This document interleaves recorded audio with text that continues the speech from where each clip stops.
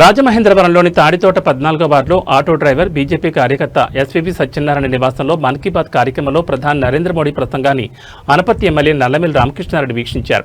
తూర్పుగోదావరి జిల్లా బీజేపీ అధ్యక్షులు Pikki Nagendra, Rajamahendravaram city assembly BJP convener Rangababu, BJP నాయకులు పాల్గొన్నారు.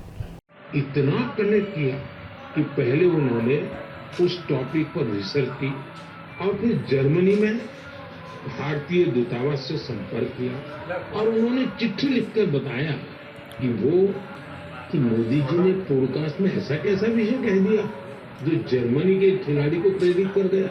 ये कौन सा विषय था? मैं आपको याद कराता हूं। मैंने पॉडकास्ट में बातों बातों में दरअसल 2 साल पहले मैं शहडोल गया, वहां के फुटबॉल प्लेयर से मिला था। पॉडकास्ट के दौरान एक सवाल के उत्तर में मैंने शहडोल के फुटबॉल खिलाड़ियों का भी जिक्र किया था। यही बात जर्मनी के फुटबॉल खिलाड़ी और कोच डिटमार बायर्सडॉर्फर ने भी सुनी। शहडोल के युवा फुटबॉल खिलाड़ियों ने देशों का ध्यान अपनी ओर आकर्षित कर दिया।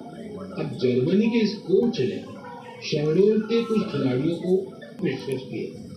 इसके बाद मध्य प्रदेश की सरकार ने भी उनसे संपर्क किया। जल्द ही शहडोल के हमारे कुछ युवा साथी ट्रेनिंग कोर्स के लिए जर्मनी जाएंगे।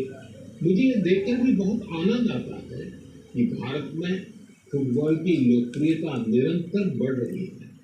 मैं फुटबॉल प्रेमियों से आग्रह करता हूँ कि जब समय मिले वे शहडोल जरूर जाएं और वहाँ हो रहे स्पोर्टिंग रिवॉल्यूशन को करीब से देखें। मेरे प्यारे देशवासियों, सूरत में रहने वाले जितेंद्र सिंह राठौर के बारे में जानकर आपको बहुत सुखद एहसास हुआ। एक ऐसी अद्भुत पहल की है जो हर देशभक्त के लिए बहुत बड़ी प्रेरणा है। कुछ जुड़े भी है। एक बार एक शहीद के पिता की कही गई बातें उनके हृदय को छू दीवारों के संपर्क में। उन्होंने करीब 2,500 शहीदों के माता पिता के चरणों की मिट्टी भी अपने पास लाकर रखी है। ये सशस्त्र बलों के प्रति हमें देशभक्ति की वास्तविक सीख मिलती है। अक्सर घर की छतों पर, बड़ी इमारतों पर, सरकारी दफ्तरों में सोलर पैनल चमकते हुए दिखाई देते हैं।